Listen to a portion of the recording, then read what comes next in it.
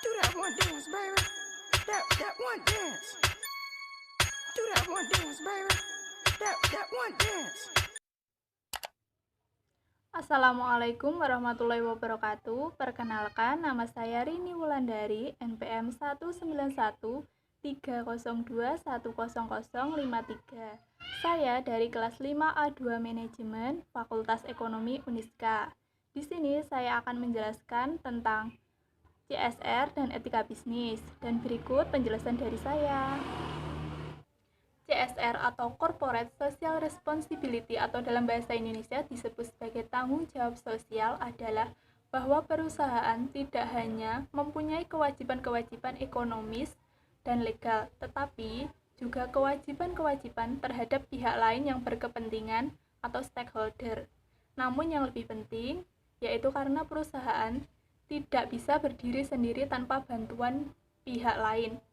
Beberapa hal yang termasuk dalam tanggung jawab sosial antara lain adalah kepedulian perusahaan terhadap lingkungan, kondisi tempat kerja, dan standar bagi karyawan, hubungan perusahaan dengan masyarakat, dan lain-lain. Jadi, tanggung jawab sosial perusahaan tidak hanya dalam bidang pembangunan sosial dan ekonomi, tetapi juga dalam hal lingkungan hidup. Tujuan dari CSR yaitu untuk menciptakan dan memelihara hubungan yang harmonis dengan lingkungan sekitar perusahaan dan bekerja sama untuk memberikan manfaat yang besar bagi masyarakat sekitar. Tujuan lain dari CSR yaitu menjalin hubungan yang baik antara perusahaan atau bisnis terhadap pihak-pihak lain yang berkepentingan atau stakeholder, termasuk di dalamnya adalah karyawan, pemasok, pelanggan, komunitas, pemerintah, investor, dan lain sebagainya.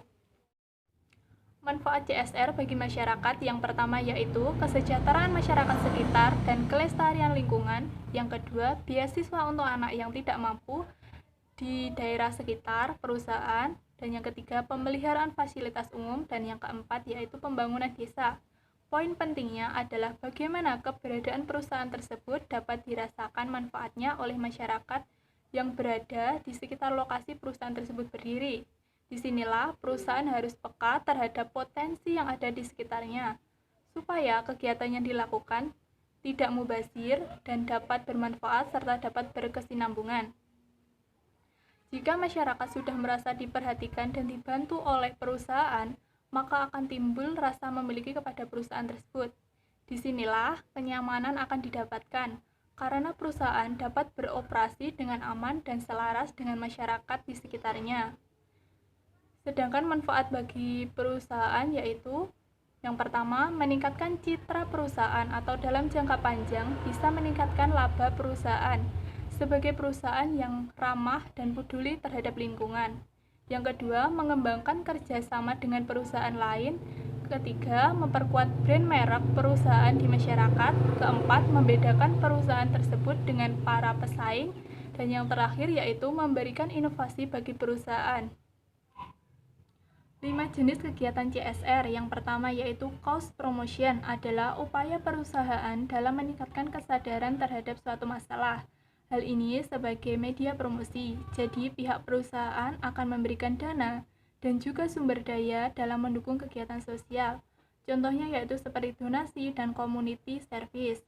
Yang kedua, cost related marketing adalah perusahaan memiliki tujuan untuk berkomitmen memberikan sejumlah keuntungan. Hal ini berdasarkan hasil penjualan atas suatu produk tertentu supaya bisa mendukung kegiatan sosial masyarakat. Dana yang disumbangkan akan diberikan kepada pihak yang terlibat. Dan yang ketiga, corporate societal marketing adalah dalam bentuk kampanye. Umumnya seperti kampanye dalam kesehatan, lingkungan, hingga isu-isu lainnya. Ini bertujuan untuk membantu mendukung perubahan masyarakat ke arah yang lebih baik. Dan yang keempat, corporate philanthropy adalah bentuk kontribusi langsung dalam bentuk pencairan dana. Contohnya yaitu program sumbangan dan pemberian bantuan dalam bentuk apapun. Dan yang terakhir yaitu community volunteering.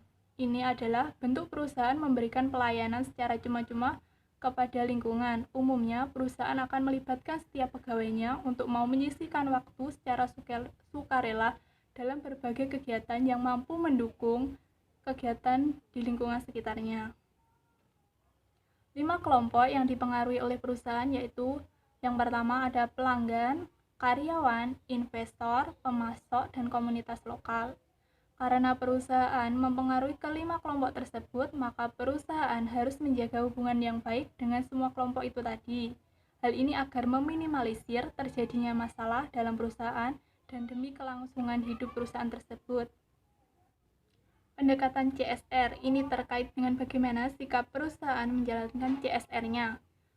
Yaitu yang pertama ada sikap obstruktif, adalah perusahaan tidak terlalu peduli dengan perilaku etis dan umumnya mereka sebisa mungkin akan menyembunyikan tindakan yang salah.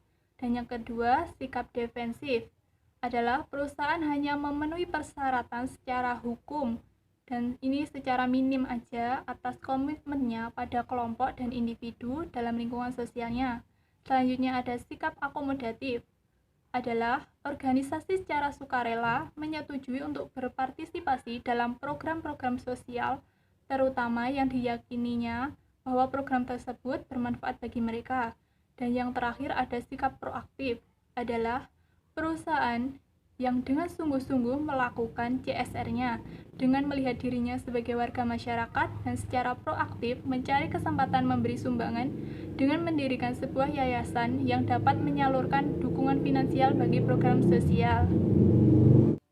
Selanjutnya ada sebuah undang-undang yang menjelaskan tentang perseroan terbatas, yaitu Undang-Undang Nomor 40 Tahun 2007. Pasal 74 ayat 1, yaitu yang bunyinya wajib melaksanakan tanggung jawab sosial dan lingkungan. Penjelasan pasal 74 menyatakan bahwa yang dimaksudkan dengan perseroan yang menjalankan kegiatan usahanya di bidang sumber daya alam adalah perseroan yang kegiatan usahanya mengelola dan memanfaatkan sumber daya alam. Selanjutnya, saya akan menjelaskan tentang etika. Apa itu etika? Etika apakah sama dengan moral hukum atau regulasi? Sebenarnya, etika adalah kesepakatan yang tidak memiliki sanksi jelas. Jadi, etika dan moral hukum atau regulasi itu tidak sama.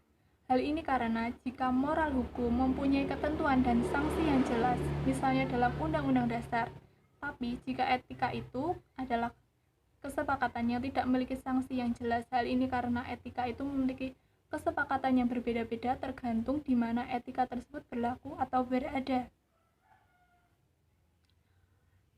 Etika bisnis pengertiannya yaitu suatu ajaran untuk membedakan antara salah dan benar.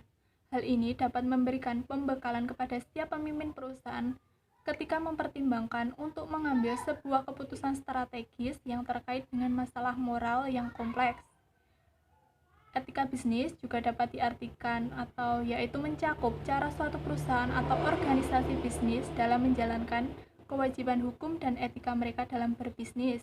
Seperti namanya, etika bisnis melibatkan perilaku baik dan buruk, benar dan salah yang ada atau terjadi dalam konteks bisnis. Sedangkan pengertian etika bisnis secara umum yaitu cara-cara yang dilakukan oleh suatu bisnis atau perusahaan dalam menjalankan kegiatan bisnisnya yang mencakup berbagai aspek, baik itu aspek individu, perusahaan, maupun masyarakat. Selanjutnya, tujuan etika bisnis.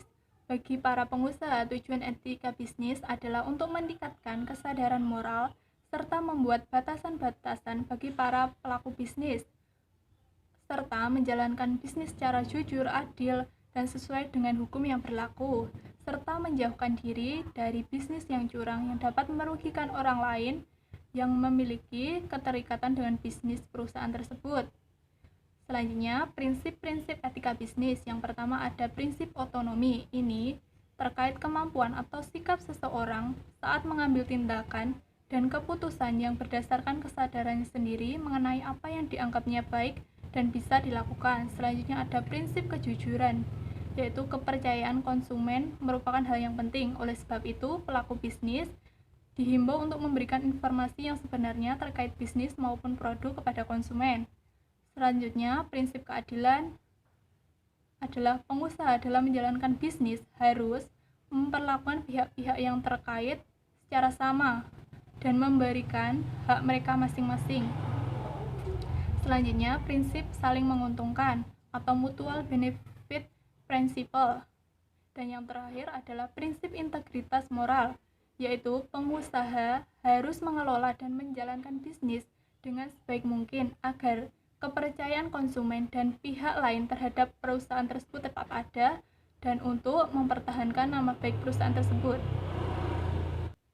Masalah etika dalam bisnis diklasifikasikan dalam 5 kategori. Yang pertama ada suap, yaitu tindakan berupa menawarkan, memberi, menerima sesuatu yang berharga dengan tujuan mempengaruhi tindakan seseorang. Yang kedua, paksaan adalah tekanan dorongan secara paksa dengan menggunakan jabatan maupun sebuah ancaman. Yang ketiga ada penipuan, yaitu tindakan memperdaya, menyesatkan yang disengaja. Yang keempat, pencurian, yaitu tindakan mengambil sesuatu yang bukan hak milik kita. Dan yang terakhir ada diskriminasi tidak jelas, yaitu perlakuan secara tidak adil. Selanjutnya, pendekatan terhadap masalah-masalah etika. Yang pertama ada pendekatan utilitarian atau yaitu memaksimalkan penggunaan atau manfaat. Yang kedua, pendekatan hak moral. Yang ketiga, pendekatan keadilan sosial, yaitu keputusan berdasarkan standar keadilan sosial, kewajaran, dan sikap tidak memihak atau adil. Dan yang terakhir ada pendekatan individualisme, yaitu kepentingan jangka panjang individu yang mengarah ke kebaikan yang lebih besar. Itulah tadi penjelasan dari saya. Demikian yang bisa saya sampaikan terkait CSR dan etika bisnis. Kurang lebihnya saya mohon maaf yang sebesar-besarnya. Sekian dan saya ucapkan terima kasih atas perhatiannya. Wassalamualaikum warahmatullahi wabarakatuh.